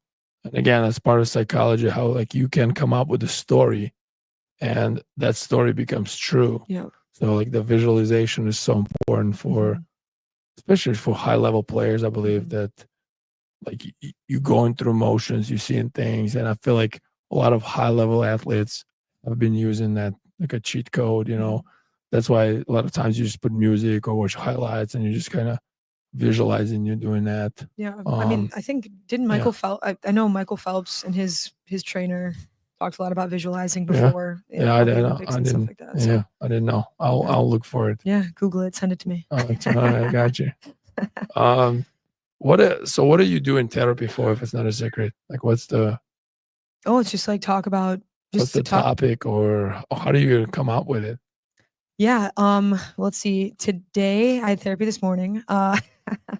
We talked about I've been with my therapist now for about 5 years, I think. And we just talked about like I've just been feeling frustrated with my job. Talk about my job. Okay. Talk like about in today's session or 5 years ago? No, today. Okay. Yeah. We talked about my job. Yeah. I was like, I'm feeling so frustrated. And she was like, tell me more. And we talked about my mom. And like in my relationship frustrated with her too? No, but just like my relationship with my parents and like as you get older and like how that changes and and like we've talked a lot about like I mean she's like helped me like have those conversations with like my coaching staff too of like how do I want to present this information. You know, she was also the one last year before our from game, the sectional championship game. She was like she coached me through she was like, you need to like have your film, have the film of how you want to, like what this would look like if you win and what this would look like if you lose. And play it back in your head. And like before the game or before the game. Before the game. Visualize those moments. And then like also like. So you prepare for yourself? Yeah, I prepared for that game. Ways, right? Yeah, prepared for both ways of like a win and a loss. Also, like, how do I want to, how do I want to visualize or handle the end of game situations? Because it's going to come down to something, right? There's I know some Army people do that, and they visualize the worst case scenario, and how do you? So then, if you do that, your heart rate goes high and you're in that moment, but when it happens you're ready. You already visualize it, so you know what happened or it's going to happen, so then you don't panic. And that's an interesting advice, and I didn't hear it that way, but it's interesting how you visualize both result, because no matter which one happened, you prepare for both of them. That's interesting. And that's therapist did that or your mom? Therapy. How do you come up, like, why did you decide 5 years ago that you want to go to therapy? I was just like, I was kind of feeling lost as a person. I didn't really know what I wanted to do. My relationships weren't great. And I was like, I think I need more than just me. Gotcha. Do you think like if people have a great friends they can share their thoughts with, like you said, would that help, you think? Oh, absolutely. But I mean, and this is like also the plight of a head coach. Like no one really gets it unless you do it. It's you know what? It's a leadership thing. Like people, unless they're in a leadership role, don't never understand the leadership. They want it, but there's a lot of decision that made late night on your own, nobody's around, and it makes you different, it makes you, I guess, I don't know, I don't want to say harder, but it makes you it challenges, right? So again, unless you're in a leadership position, people would not understand that. So I can see that. And it's cool. It's been really, I mean, man. I can see super helpful. That's some good advice. I'm a self-learner therapist, I guess. Yeah. I do like to read and research that. So it's kind of last few years I went through psychology more than even just, basketball, because I feel like it's more, I won't say it's more important, but it's a gas for the vehicle. Like the vehicle would not go if you don't have gas in it, no matter how good it is. So I feel like that's part of it. Yeah. Well, all right, let's go to the more fun topic. You are. What do you mean? Therapy is so fun. Yeah, I love therapy. I feel like it kind of got sad. No, it's okay. Sneakers. You're a sneakerhead. You know wear what? so many sneakers. I have so many shoes. Today, and I'm wearing Birkenstocks. What? I'm wearing Birkenstocks. It's good the camera cut the angle. Oh, Tell me about your sneaker collection and your sneakers. You know what? I'll let you guys into my office and I will show you under my desk. I have I think I might have 10 to 12 pairs of shoes under my desk. Yeah, I was all geeked up. I'm like, well, Dimitri and Dylan are coming. I need to wear some cool shoes. I will tell you, I had a different outfit planned. And I changed my outfit the last second. Plan. So I had a different outfit. I was gonna wear something, and then I decided to wear something today.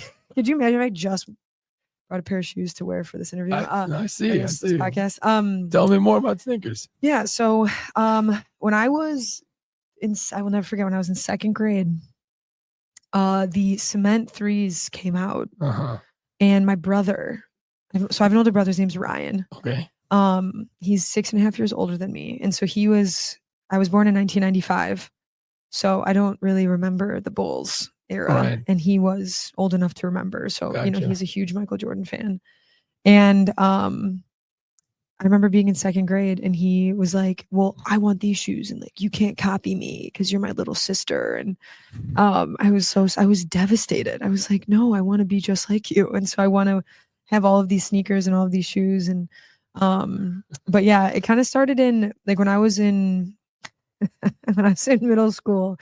I had the best shoes. Oh my God. They were so the old LeBron, the LeBron Soldiers 1, 2, 3. Oh my God. I played in those. I like those. I had, those were awesome. I remember we took a trip to, this was one of the coolest things. We took a trip to Italy, going in my freshman year of high school, and the True Blue 3s retroed in Italy before they came out here. And my brother was like, oh my gosh, they have them here. We need to get them. So we buy them in Italy. And then I come back to school and someone stopped me. This other kid who was really into shoes, and she was like, oh my God, where did you get those? I was like, what do you mean? Because I didn't know. I didn't really know. I was like, boy, with your brother. Yeah, I was like, oh, these are cool. And then, I knew and I understood the lineage and gotcha. And I really from middle school, Ryan would instill this. So these are the 8s, and these are the Aqua 8s, and these are the Chris Paul 8s. Cool. These are. And I remember I think it was my 14th birthday or something. Remember they made the packs of shoes. You remember when they the 2-packs? They were the 2-packs. So I still have all of those shoes. What was the shoes? But I got the Raging Bull. Remember the Raging Bull pack? It was Was it the 8s or the 5s? Oh, 2 5s? 2 5s. Yeah, the red suede 5s, and then the black 3M reflective 5s. I still have those, and the obviously going to Maine South, it was great too. Right, black and white. Red, black, and white. Yeah, gotcha. And so I would wear I'm a freshman in high school, and I'm wearing these suede 5s to play in my high school games. I'm wearing these red shoes. Did coach say anything? When I got pulled up to varsity, he was like, hey, so we're gonna wear the team shoe. I was like, oh, okay, well. What's the team shoe? I was like, the Hyper Dunks. So, but I'm was the same size shoe I was in middle school in 8th grade. So all those packs, the 11s, the 11s and the 12s, I still have those. I played in the 12s, the taxis and the cherries, all through high school. I would, of course, you got to show. What's the last shoes you bought or maybe got? The last shoes that I bought, what if I told you they were these Birkenstocks? No, I'm just kidding. No, they don't count. Nope. Like a good shoes. Like a sneaker, like a Jordan. Okay. Yeah. I'm sure you probably got something with the season with Stevenson, right? No, No. surprisingly, no. Because I'm trying to rein it in. I have like over 200 pairs of shoes. Yeah, I got you. Like You already had a green. I have a white, green and I last year I bought myself. They are these are they're really fun. I wore them like all throughout the playoffs last year, and I wore them again this year too. But they're like the green and yellow like dunk. Okay.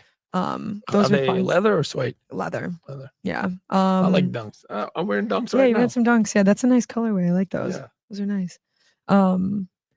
They yeah. were free on All Star. Oh, no kidding. I was lucky. Oh, okay, pop off.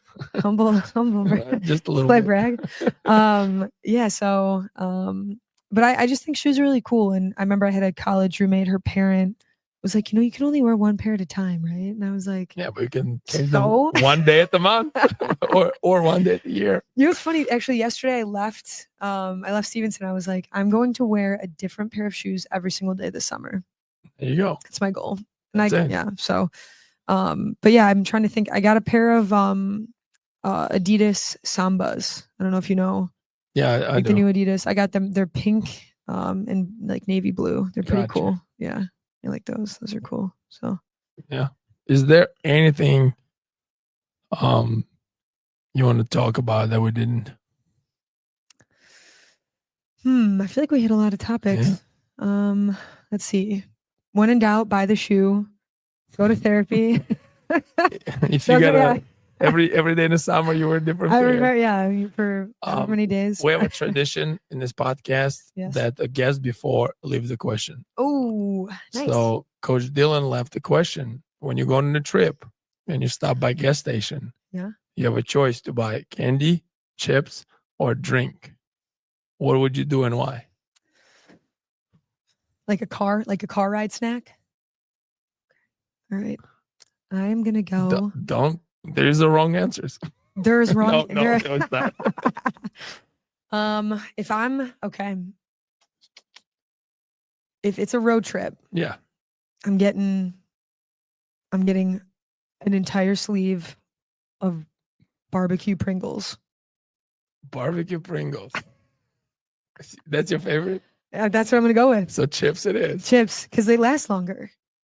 You can kind of munch on them because if I buy a candy bar, I'm gonna eat it right away. Yeah, I can see that. I don't have any self. All right. Can't hold back on that. Otherwise, I'd buy a fast break. So then I'm asking you to a question. Get a question to the next person without knowing who they are. Without knowing who they are. Okay. You would have told me. I would have had a question. No, you got to on the fly. On the fly. Okay. All right.